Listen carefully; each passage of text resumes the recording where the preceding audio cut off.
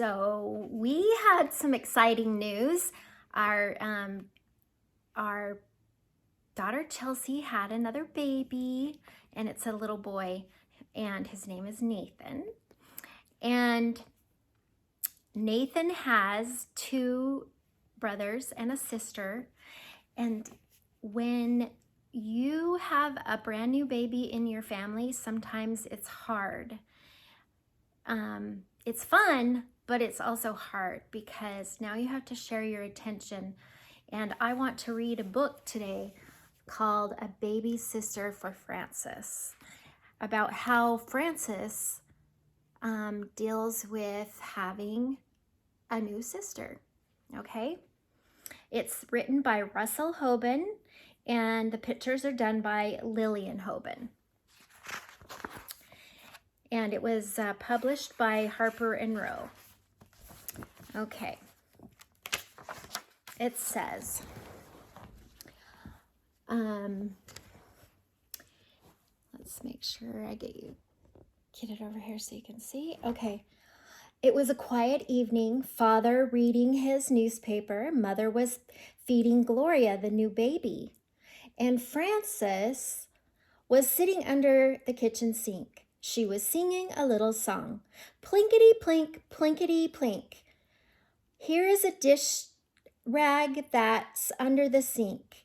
Here are the buckets and the brushes and me. Plinkety plinkety plee.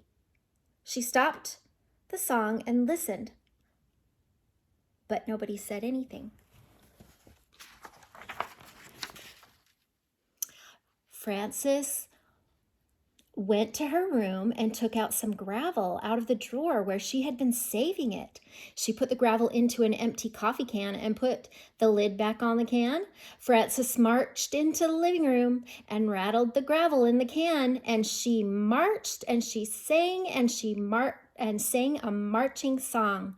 Here we go marching, rattly bang. Please don't do that, Frances, said Father. Frances stopped. All right, she said. She went back to the kitchen and sat down under the sink. Why are you under the sink? Said Mother. I like it here, said Frances. It's cozy. Would you like to help me put Gloria to bed? Said Mother. See, here she is with her coffee can.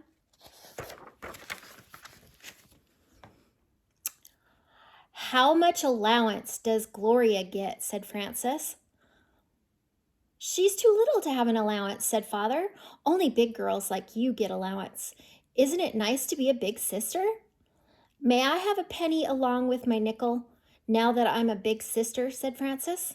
Yes, said Father. Now your allowance will be 6 cents a week because you are a big sister. Thank you, said Frances. I know a girl who gets 17 cents a week. She gets 3 nickels and 2 pennies. Well, said Father, it's time for bed now. Father picked Frances up from under the sink and gave her a piggyback ride to bed.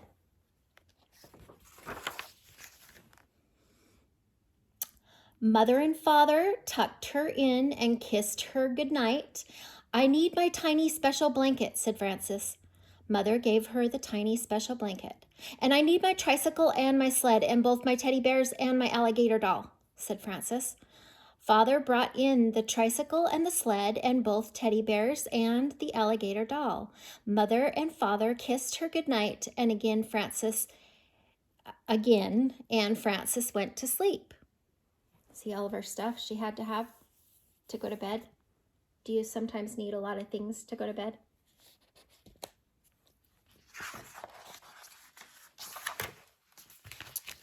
In the morning, Frances got up and washed and began to dress for school. Is my blue dress ready for me to wear? Said Frances.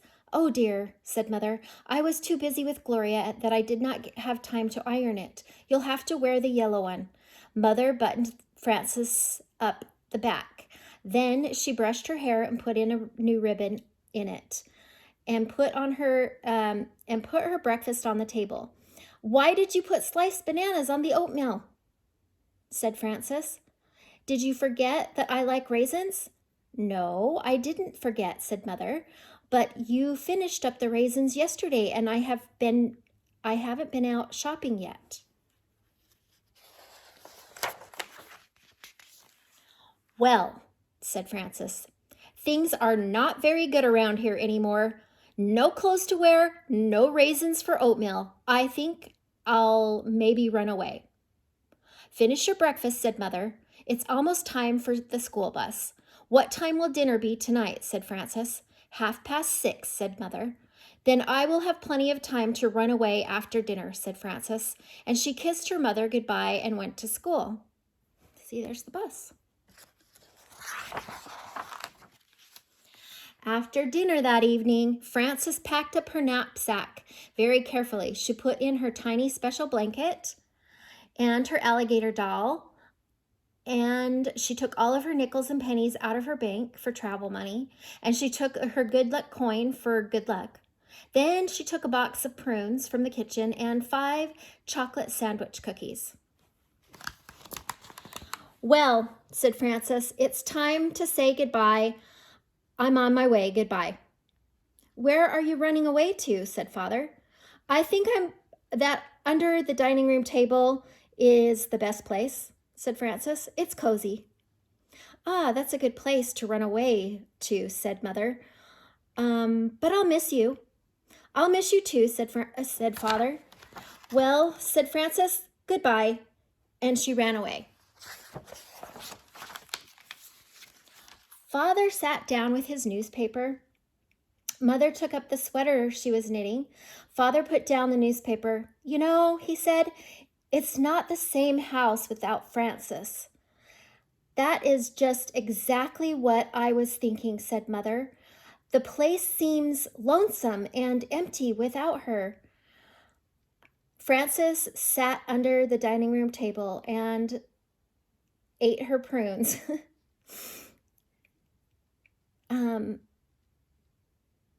Even Gloria, said Mother, as small as she is, can feel the difference. I can hear her crying a little right now, said Father.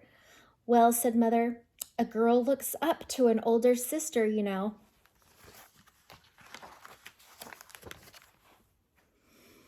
Father picked up his newspaper and then put it back down again. I miss the songs that Frances used to sing, he said. I was so fond of those little songs, said Mother. Do you remember the one about the tomato? What does the tomato say? Early in the dawn, sang Mother. Time to be red again now that the night is gone, sang Father. Yes, he said, that's a good one. But my favorite has to be when the wasps and the bumblebees have a party, nobody comes that can't buzz. Well, said Mother, we shall just have to get used to the quiet house now.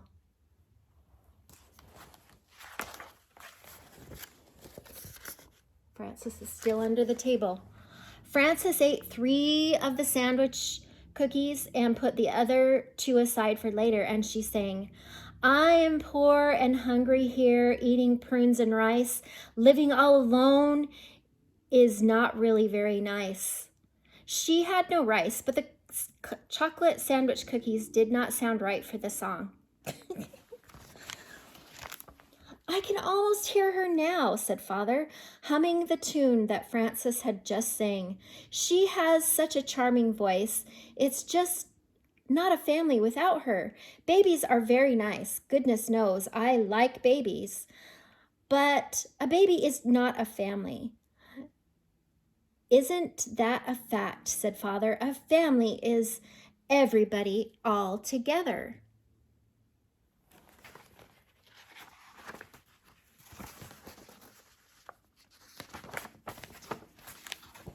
Remember, said Mother, how I used to say, think how lucky that baby will be to have a sister like Frances.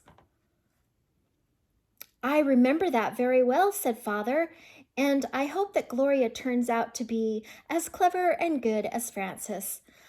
With a big sister like Frances to help her along, she ought to turn out just fine, said Mother. I'd like to hear from Frances, said Father, just to know how she's getting along in her new place. I'd like to hear from her too, from Frances too, said Mother.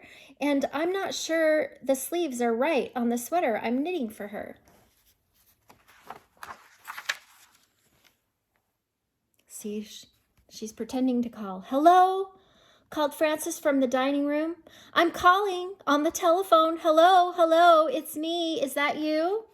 Hello, said Mother. This is us. How are you? I'm fine, said Frances. This is a nice place, but I miss your family when you're away. How are you? We are all well, said Father, but we miss you too. I will come home soon, said Frances, and she hung up.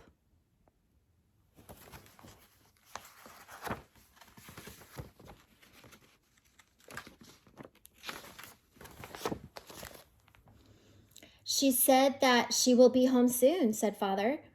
Oh, that is good news indeed, said Mother. I think I'll bake a cake. Frances put on her knapsack and sang a little traveling song. Big sisters really have to stay at home, not travel far away, because everybody misses them and wants to hug and kiss them. I'm not sure about that last rhyme, said Frances, as she arrived in the living room and took off her knapsack. That's a good enough rhyme, said Father. I like it fine, said Mother, and they both hugged and kissed her.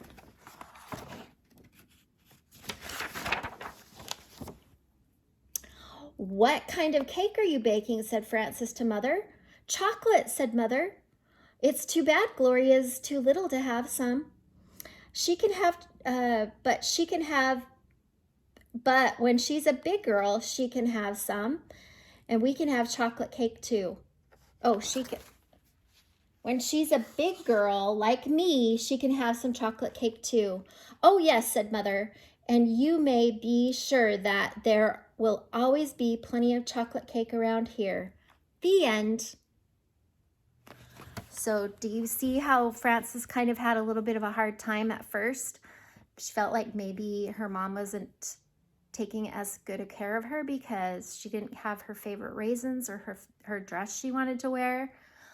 But it's okay. Sometimes we have to share our parents, and that's okay.